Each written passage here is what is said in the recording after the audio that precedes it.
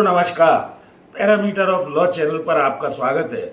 आज मैं industrial employment standing order act 1940 के बारे में बताने जा रहा हूँ। ये एम्प्लॉयर और वर्कर्स को जानना चाहिए। लॉ फ्रेटर्निटी के जितने विद्यार्थी हैं, एडवोकेट्स हैं, लेबर प्रैक्टिशनर हैं, सभी की जानकारी के लिए, स्टूडेंट्स आदि। सबसे पहले, जैसा इसका नाम है, इंडस्ट्रियल एम्प्लॉयमेंट स्टैंडिंग ऑर्डर 1946, ये काफ़ी इंपॉर्टेंट है। इसमें शेड्यूल दिए हुए हैं, कौन कौन से मैटर इससे कवर होंगे। Objective require to the employee to service of employee, जो एम्प्लॉय वर्कमैन के अधीन, एम्प्लॉय या वर्कमैन एम्प्लॉयर के अधीन काम करते जाते हैं, उनको एक अपॉइंटमेंट ऑर्डर मिलता है।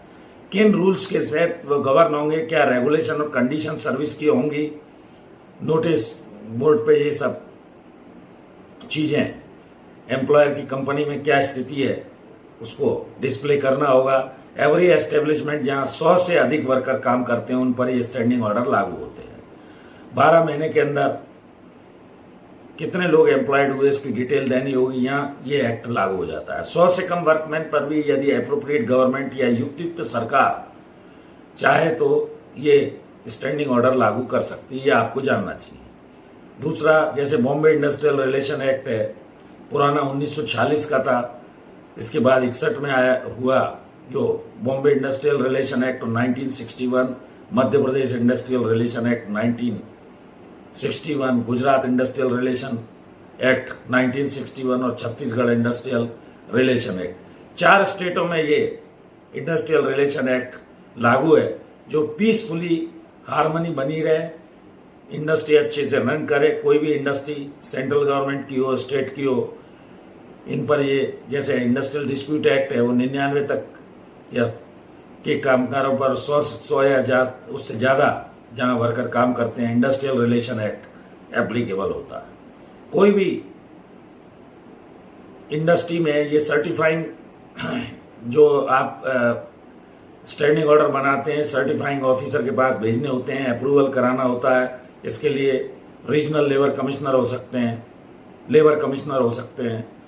तो इस एक्ट या अधिनियम स्टैंडिंग ऑर्डर के तहत एम्प्लॉयर कौन होगा? ओनर ऑफ द फैक्ट्री हो सकता है, नेम्ड मैनेजर हो सकता है, जो कंट्रोल कर रहा है इंडस्ट्री को, उसको एम्प्लॉयर माना जाएगा। एनी पर्सन, कोई भी व्यक्ति को बनाया जा सकता है जो एस्टेब्लिशमेंट में रिस्पॉन्सिबल है।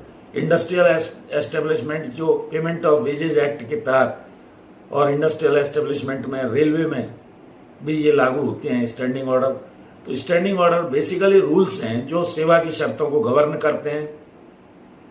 इनमें शेड्यूल, इंडस्ट्री शेड्यूल दिया हुआ है, वो आपको देखना चाहिए। क्लासिफिकेशन ऑफ वर्कर्स कैसे होगा, कौन कौन वर्कर्स को क्लासिफाई कैसे किया जाएगा, सेवा शर्तें क्या होंगी, रूल्स ऑफ कंडक्ट क्या होंगे, रूल्स ऑफ कंडक्ट के अलावा वर्किंग आवर्स क्या होंगे, टेम्परेरी है, कैजुअल वर्कर है, वर्किंग आवर्स कितने होंगे, कब उनका ट्रांसफर किया जाएगा, क्या हॉलीडेज होंगे, क्या लीव रूल्स होंगे, टर्मिनेशन कब होगा, सस्पेंशन कब होगा, रिट्रेंचमेंट कब किया जाएगा, इस तरह लीव रूल्स क्या होंगे। ये सब चीज़ें रिड्रेसल के लिए, अनफेयर ट्रीटमेंट नहीं होगा, सर्टिफाइंग मैनर में ये स्टैंडिंग ऑर्डर बने हुए हैं, जो 5 कॉपीज में देने होते हैं। इसके बाद सर्टिफाइंग ऑफिसर उस पर लेबर को भी सुनता है नेचुरल जस्टिस के तहत। बाद में ये सर्टिफाइड स्टैंडिंग ऑर्डर हो जाते हैं। मॉडल स्टैंडिंग ऑर्डर भी बना सकती है, जैसे भिलाई स्टील प्लांट वगैरह के अलग स्टैंडिंग ऑर्डर हैं। इस तरह पब्लिक सेक्टर यूनिट के अलग हो सकते हैं, और इनको जब सर्टिफाई हो जाते हैं, should be displayed, notice board पे लगाया जाएगा। इंग्लिश और लोकल लैंग्वेज में होंगे। कॉन्ट्रैक्टर वर्कर हैं, उनके लिए क्या सेवा शर्तें होंगी, और कॉन्ट्रैक्ट अगर है तो वर्कमैन एम्प्लॉय की परिभाषा में कब आएगा, डिसिप्लिनरी एक्शन कब होगा, अनुशासनात्मक कार्यवाही पूरी उसमें कैसे कैसे चार्जशीट दी जाएगी, कैसे जवाब लिया जाएगा, नेचुरल जस्टिस का वायोलेशन ना हो, कौन कौन से ऐसे मिसकॉन्डक्ट हैं, सबऑर्डिनेशन कोई करता है, वर्कमैन डैमेज करता है प्रॉपर्टी का, चोरी करता है, सेवा में सो जाता है वर्किंग आवर्स में, तो ये सारे एब्सेंस रहता है 10 दिन से ज़्यादा, उसको पनिश किया जा सकता है।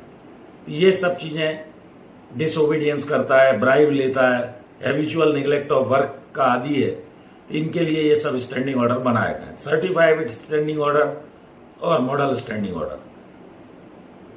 किसी भी मिसकंडक्ट को एम्प्लॉयर चाहे तो उसमें ऐड कर सकता है, सर्टिफाइंग ऑफिसर को इसकी सूचना देनी होगी। वर्कमैन शेल पे दी सस्पेंशन अलाउंस, अगर उसे सस्पेंड किया जाता है 50% सस्पेंशन अलाउंस मिलेगा, 75% कंप्लीशन ऑफ डी पर मिलेगा, फिर उसका निकाल करना होगा जो भी उसकी डिसिप्लिनरी अथॉरिटी है।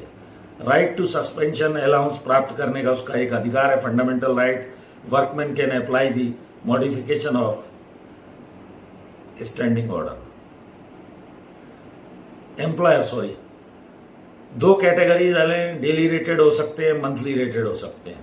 तो इस तरह सर्टिफाइड स्टैंडिंग ऑर्डर के तहत वर्कमैन की सारी सेवा शर्तें निर्धारित होती हैं और इनको सर्टिफाइंग ऑफिसर के पास करने के बाद लागू किया जाता है। वर्कमैन और एम्प्लॉयर दोनों को इसकी जानकारी होनी चाहिए। इससे संबंधित जितने लोग हैं उनको भी इस सारी जानकारी को जानना चाहिए।